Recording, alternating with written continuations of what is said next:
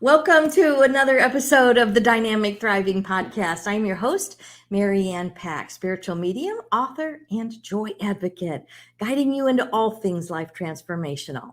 And this is the Unmuted Voices series of the podcast. And I am so happy to have with me Kelly Mizkowski. Did I say that right? You did. I always have to stop and think when I say your name, Mizkowski. So, and she is the owner of Inner Light Transformational Coaching and craniosacral therapy. Oh my goodness, that's a mouthful. And it has fewer consonants than Myszkowski does, though, so it's a little easier. There you go. Thank you so much. And I'm so sorry for taking a while to pronounce all that. But I am so happy to have you here on Unmuted Voices because we're talking about especially women who have had their voices muted, maybe for years, maybe for most of their life, and they have something has awakened within them and a freedom has come, and they are now using their voice and unmuting their voice to produce good in the world and to bring good, impactful influence in the world. And Kelly is one of those and has a beautiful story. So let's just get right started and just ask, when did you realize it wasn't safe maybe to use your voice, or how you use it? Because I know your story is a little bit different. You had a little more freedom, a little more progressive kind of background, but still things weren't quite right for you. You weren't seeing maybe the truth being lived the way it was spoken, or what was that? What was your story? Well, first of all, thank you, Mary Ann, for this opportunity. It's a joy to be here. So thank you from the bottom of my heart. For me, I don't know that there's an answer to when I first realized it, because as a kid, I did have a lot of freedom to be me. But it was one of those situations where I called it kind of insidious, for lack of a better word, because it was so subtle that I didn't recognize it for what it was necessarily, where I just didn't fit in. Oh, yeah. I was never actually told that children were meant to be seen and not heard, but I was inherently shy. And I think that was conditioned in because I didn't feel like I fit in, so I held myself back, and then grew up in that environment where, especially when we were visiting someone else, where I would sit still or sit. I didn't run around, and I wasn't a boisterous kid. So there was kind of a programming happening there. And to me, your voice isn't just literally speaking your mind and being who you are, but it's also, what am I here to express in the world in terms of my life purpose? And I was literally told that I could do or be anything that I wanted if I put my mind to it. But I was never really shown how to do that. It wasn't really modeled. There was a lot of tradition around me, and it was tradition in the cultural sense, the social sense, the economic sense, more so than, I know you had a religious background that is part of your story, and that wasn't the case for me. But it happened in those other ways that it was very subtle. And then later on in my adult life, as I began to experience some physical limitations and discomforts that weren't explained in any traditional sense of allopathic medicine, and with some other traditional interventions, such as rearranging my workplace and whatnot, as I went through my process, I began to realize that I was coming into, an awakening and a kind of a rebirth of who I am, and presenting that to the world in a new way. Wow. Yeah. Yeah, it's amazing how all of our stories are so different, but yet there still comes a time when there has to be that reawakening. It's like we come in so purely, And then it gets all piled on. Our true self, our true voice gets piled on all these different beliefs and indoctrinations. And even like you said, even if they're subtle, they're not really said, but they're also not exhibited. Right. There's a message, you can be, do, or have, but yet there was no example. Right. The actions and the message didn't necessarily support each other or Right. align. Right. I can't say that I was told that I shouldn't be something that I was or that I wanted to do, like happens to some people, or, this is based on, certain demographic aspects, gender or race or anything like that. This is what you do. So I had that freedom, but still it was different for me. And what was happening inside me is that I was living with the idea that a purpose is something that's reserved for the chosen few, and people that typically make headlines and are revered and recognized and have a huge following and maybe are winning awards or whatever and doing big work in the world. And the idea of having a purpose was attractive to me, but there was an inner voice saying, no, that's not you, because I was never shown that it was in a different way. So as I awakened to the fact in the realization that we all have a purpose in the scheme, the bigger scheme of things, and in the world and in the universe, just like all of the cells in our body have a purpose. And then I allowed life to kind of take me, because fighting it wasn't working anymore. And naturally, I was propelled along the course to bring me into living my purpose. And, part of what was happening is being around people that were helping me. I began to admire their ability to make such a profound difference in someone's life, to really take them from a place of difficulty or struggle or confusion or overwhelm or feeling lost or uncertain about who they are or what they are, into a place of greater clarity and well-being. And wow, that's really awesome. But again, that's not me. So I don't know where that's not me idea came from. That was part of my inner dialogue, definitely. And then I realized, well, why isn't it? Why can't it be? And so fortunately, a lot of this emerged within me versus being, in the presence of someone who was coaching me through it, so that I was able to get myself down the path to a new place.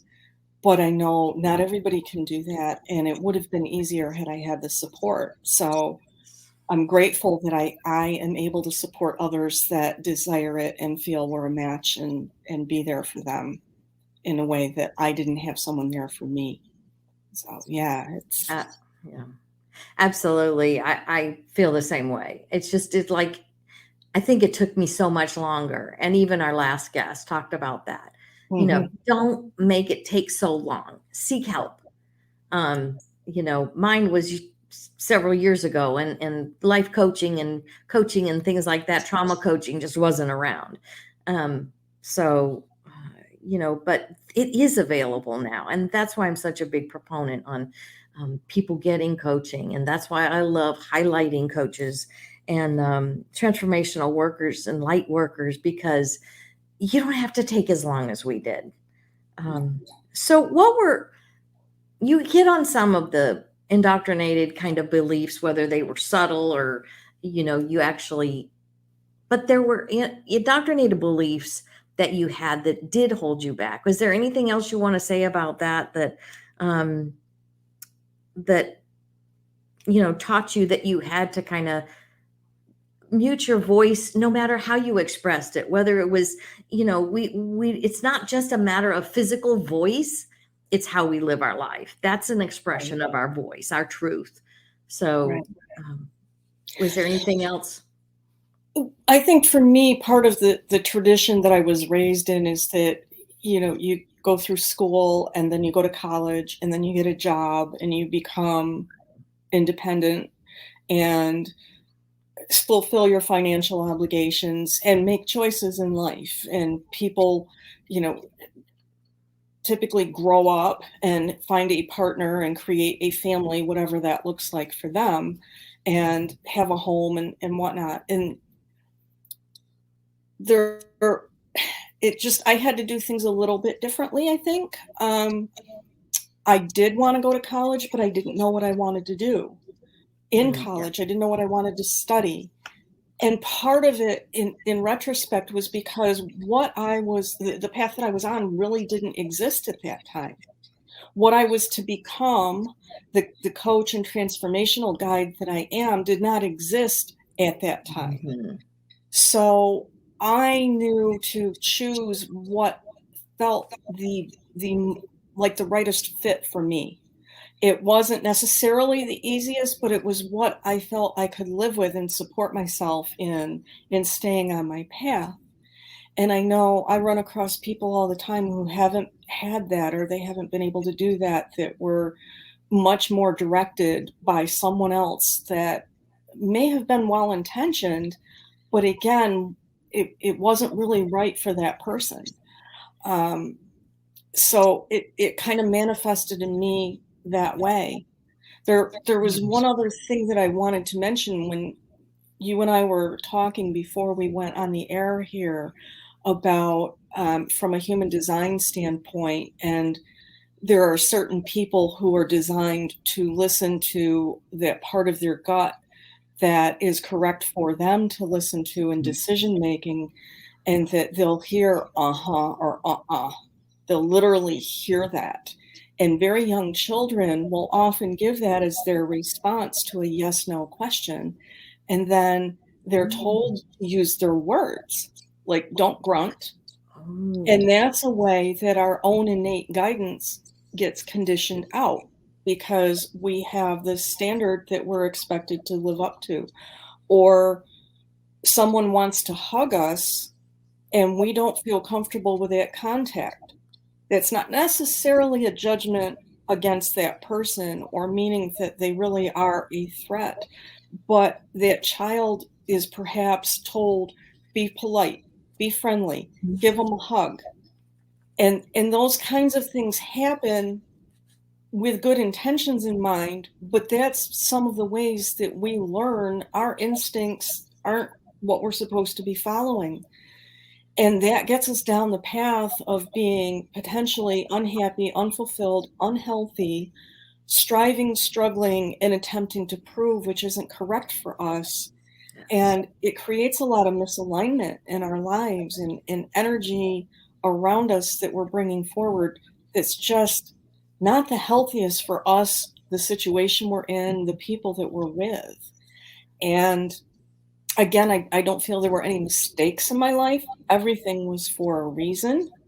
I don't have regrets. Right. But I also know we're at a point where humanity is changing, where we're coming into more of a balance between the masculine and feminine, and being asked also to balance between our intuition and our innate instinctive guidance for living our lives and the logical, rational brain of the shoulds and the musts and whatnot.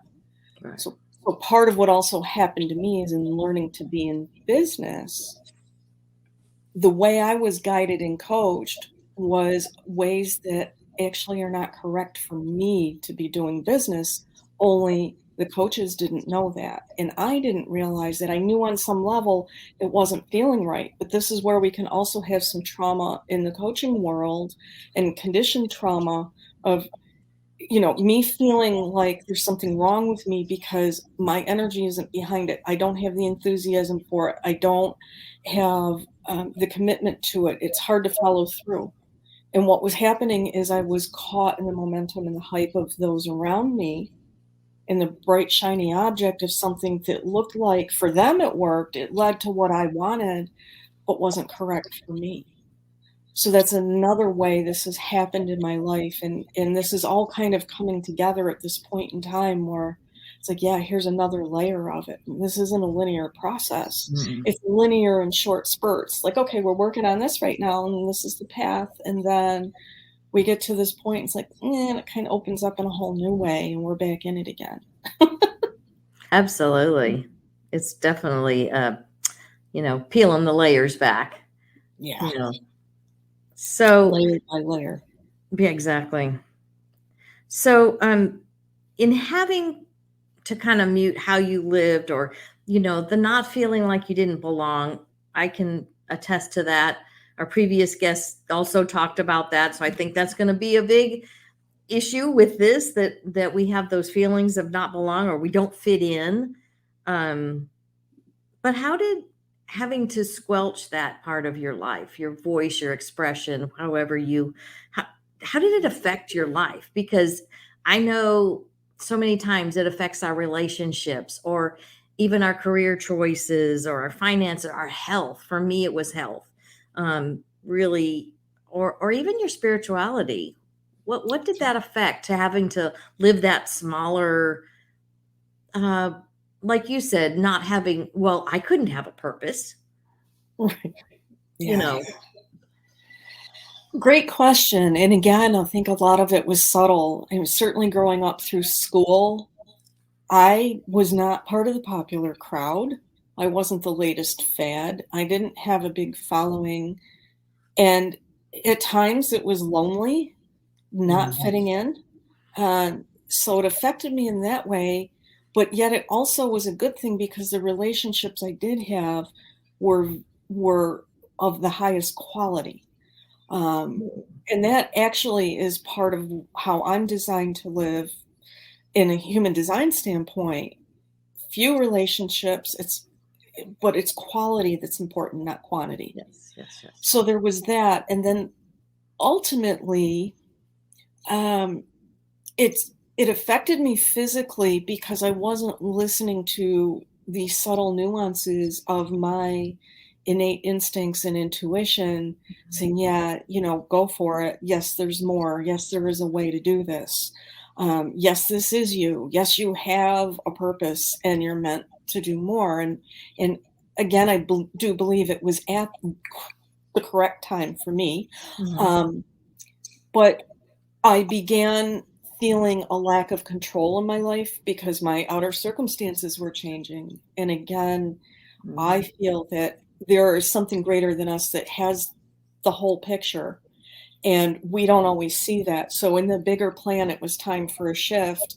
But because I wasn't comfortable saying, hey, you know what, goodbye, I'm done with this, I'm on to my next thing, and I know what it is, it had to come in a more indirect way.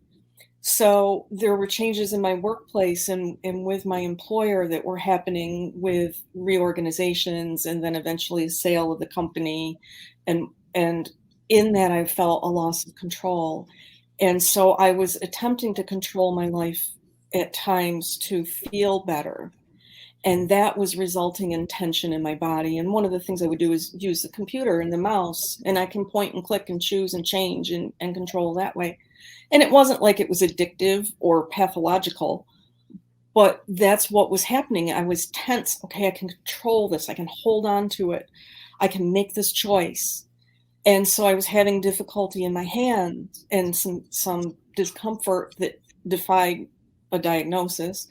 And then also I was traveling a lot, and it's hard to tell on camera, but I'm 5'2", so I don't fit in most cars really well. And I was Yep. driving long distances and getting sore from that.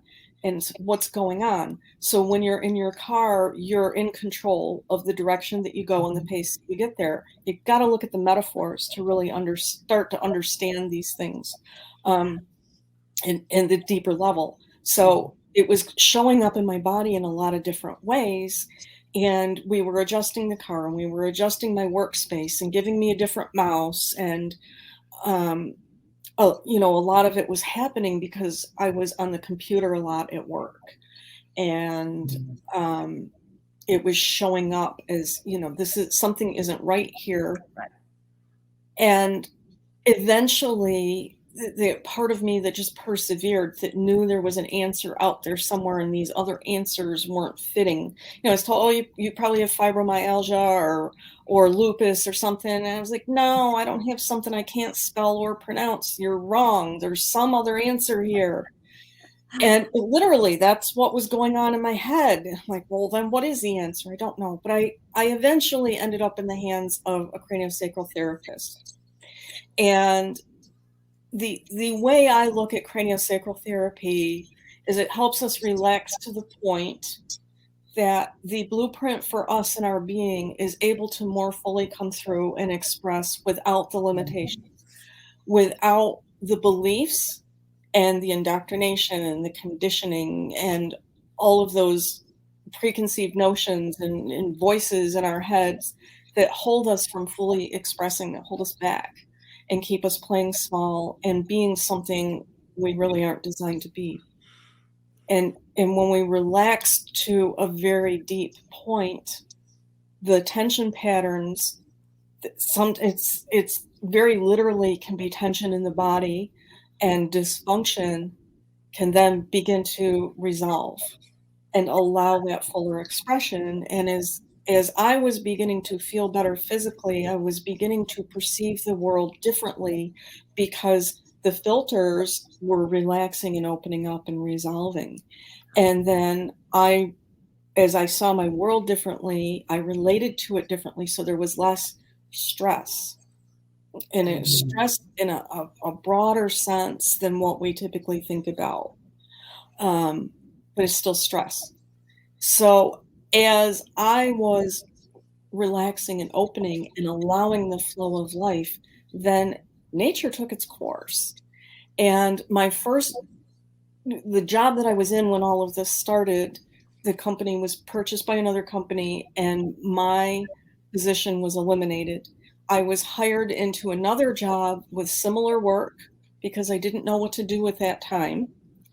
And I knew that I wanted to be able to work with people in this way, but my logical brain said I have to be able to pay for it. To pay for it, I have to be working, I have to have an income, and then I'll learn that part-time. And the universe was like, honey, you are just not getting it. So my next job was then eliminated. And I knew at that point that I was not going to continue in that profession. There was something else for me. But again, the logical brain is going, how the hell do I do this? Exactly. Because I got to have money.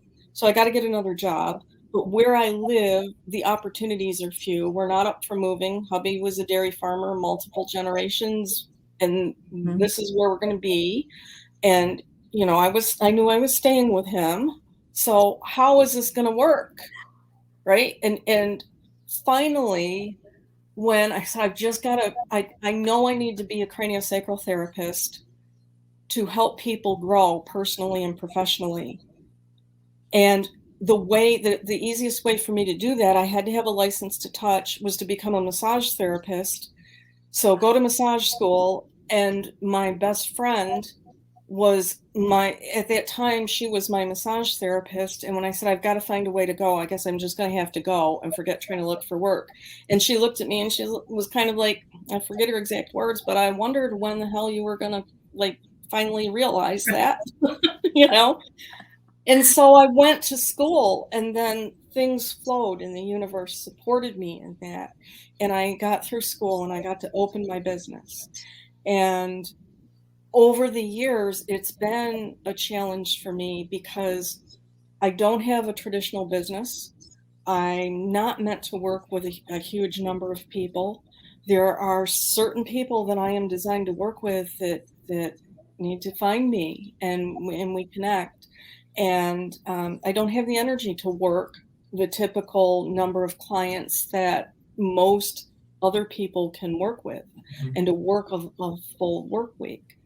But also part of my process was to see something in a very unique way and then kind of synthesize something new that people aren't necessarily ready for and open to, and to have a challenge in articulating that. So I'm coming out the other side of that now. The world is in a different place and it's more ready. And I've learned also to go easy on myself and not beat myself up, and listen to all of the message coaches and the well-intended coaches and colleagues who say people don't understand what you do. The ones that are meant to work with me will. Right. And I can refine my message from now till the day I die. And only the people that are meant to hear it are going to hear it. I have to be happy with how I'm expressing it. So that's another way that my voice was muted in essence because it was part of my process. And that can happen to other people too. So I think I've answered your question. Oh, you answered the next 3 questions. I This is thought great. so. You just wrapped this in a beautiful package for us, because I was going to ask about, what was those aha moments, or maybe it was a series of moments that kind of awoken that need to, speak your voice and speak your truth, and then, how you started shifting those beliefs, how you started seeing through the covering that was not allowing you to be who you were. So and go ahead. Did you Well, have I had a very profound, tangible experience with that one day, actually, when I beautiful. was on the table receiving my craniosacral treatment at the therapist's office, and there were 2 practitioners, and walls were what they were at the time, and we weren't in a soundproof space. And the next client had come in and was in a very difficult place, very difficult. Now, at this point, I did not know that I had not acknowledged, is I guess better wording, that I wanted to be a therapist. Okay, so I hadn't really shifted my focus to that path yet. And I could hear how distraught she was. And she's like, I've tried everything and it's just nothing's getting better. And I've tried this and I've tried that, and, going down the list of medical approaches. Sure. And I was laying on the table and I just whispered, "You're looking in the wrong place." And the therapist said, "You say that. Say that. She needs to hear that." I'm like, "I can't say that. I don't even know who she is. Like, I can't not hear her. I'm sorry. And I can't not hear her." But she's like, "No, she needs to hear that. You need to say it. Say it." And it didn't feel right to me to yell that out. But I did say, with her permission, I will speak with her afterwards if that's what she's open to. Right. And Right. I did.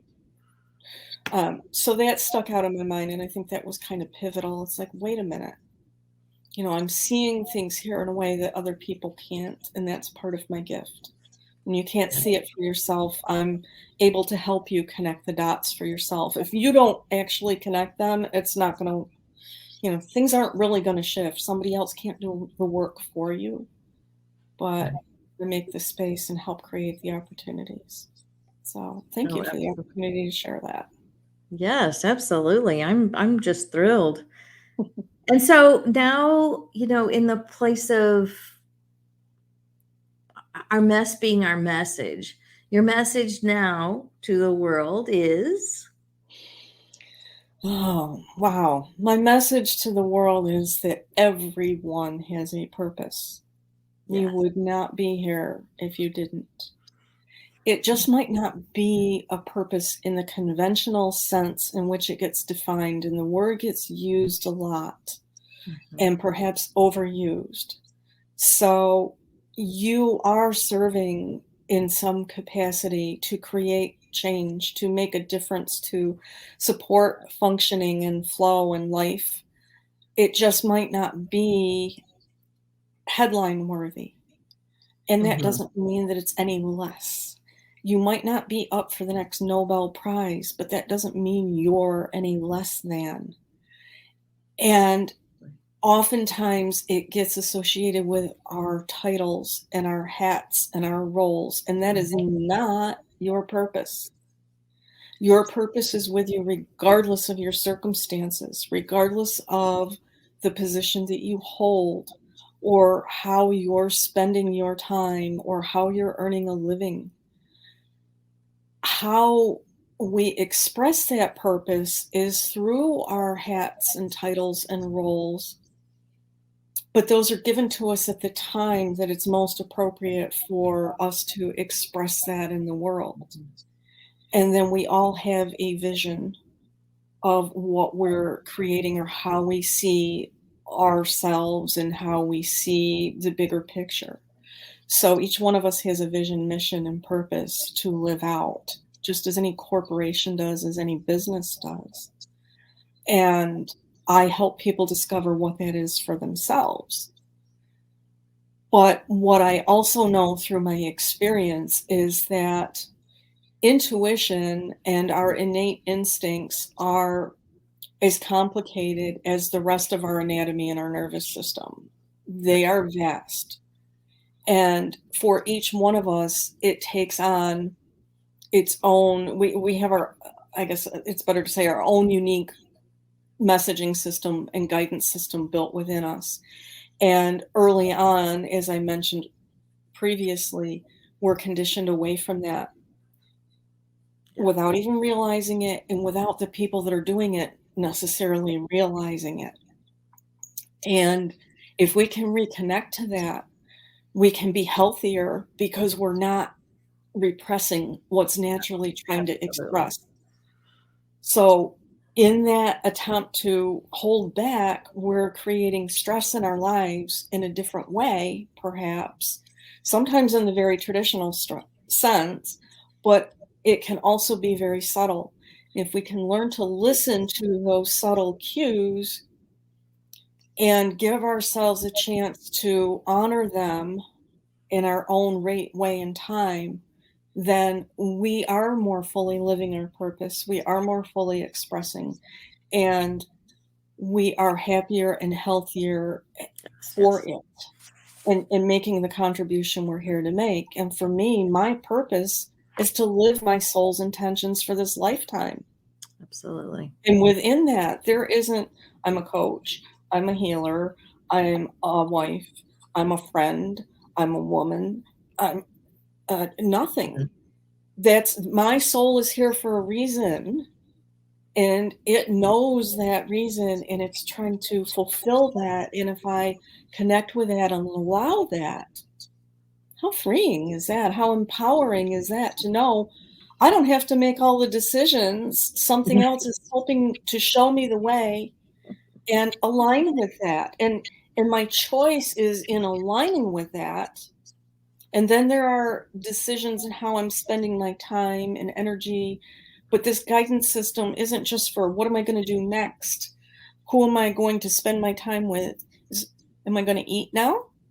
Yes or no? And what am I going to eat? Am I going to drink now? Yes or no? And what am I going to drink? Am I going to stay inside or am I going to go outside? Am I going to call my friend or am I not going to call my friend?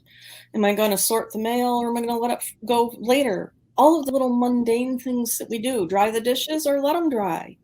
Where is my joy next? And how can I connect with that? Because it really, one of the analogies that's come to me recently is feeling somewhat like an evergreen tree. And we live in a part of the country where there is a seasonal change in the foliage that's very prominent and often revered. And the colors can be very brilliant in fall. But an evergreen tree doesn't go through that change, and people don't come running to see the evergreen trees and get the camera out. They're looking at the golds and the reds and the, brilliant colors I can't even think of. But they don't look at the evergreen tree. But the evergreen tree doesn't sit there and go, damn, I should be learning to change color, because obviously that is where it's all at. That is what people admire. That is what people love. That is what people pay to see. And I'm just sitting here green. But personally, I have found the evergreen trees to be even more brilliant at that time. They stand out sometimes in a way that I don't notice in the summertime. But people have a different level of cognitive functioning and thoughts and beliefs going on in their brain that allow them the ability to say, I'm not good enough. And this is how I should be. And obviously, this is what's valued.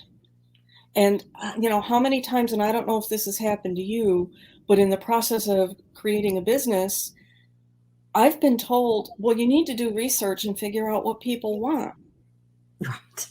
Well, I was given a gift That's and I right. have something to offer, and there is someone there that wants that, Yes. and I need to be the invitation for them to connect with that and resonate with that, those that are meant to. And that is how business should be working, not yeah, and there are people, all right, if you want to do research, go ahead. If you need to do research, go ahead. But that's not me. This is who I am and this is what I offer. And I wouldn't be here if it didn't have value in the world.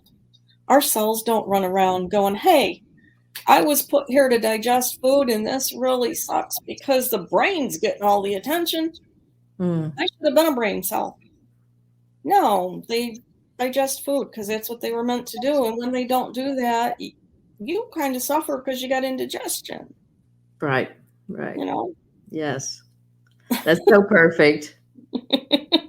I want to So, thank you. We are almost to the end here, and I want to let everybody know you can find Kelly at let your inner light shine.com, and it'll be in the show notes for you. And I want to thank everybody for being with us today. And if you're catching the replay, so happy that you've joined and that you're listening and that you are receiving benefit from this and finding hope for your own ways of looking to unmute your voice. And if you are interested, my website is maryannpack.com. You can find services there. And if you're looking for books about joy, that's what we have started at wearejoybooks.com. You'll find those in the upcoming books that are in the series. And I am so looking forward to sharing more joy about who you are, the joy that is you, the joy embodied. You are joy in the flesh. So, Kelly, do you have any parting words of wisdom you would like to share with our audience before we close out? be you. Find the support you need to do that. The world needs you now more than ever. That's why we're in crisis, and that's what's going on. That's the shift that's happening. That's why people aren't going to work. They don't want to be treated the way they were. They don't want to do what they were doing. They want to be something different. They want to be who they're here to be. They may not realize that, but that's that instinct kicking in. And things are changing, but we're getting there. So the best thing that you can do is be the best version of you, unmuted, full on, living your full potential. And Yes, you yes, can do it. yes. Yes, I can't agree more. So thank you so much, Kelly. I appreciate you. Remember, everyone, you are joy, looking for a way to express and unmute your voice and express your joy of who you are. We'll talk to you next time. Bye bye. Bye bye. Thank you.